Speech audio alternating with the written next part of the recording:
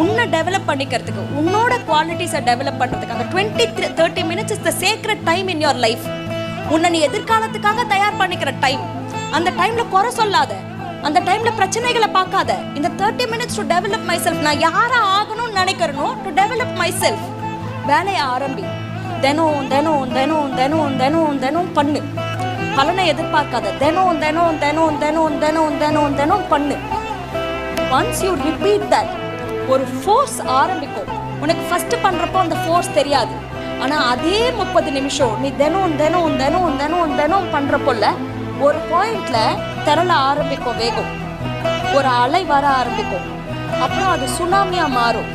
அதுக்கப்புறம் வாழ்க்கையில உனக்கு எவ்வளவு ஃபோர்ஸ் எதிர்க்க வந்தா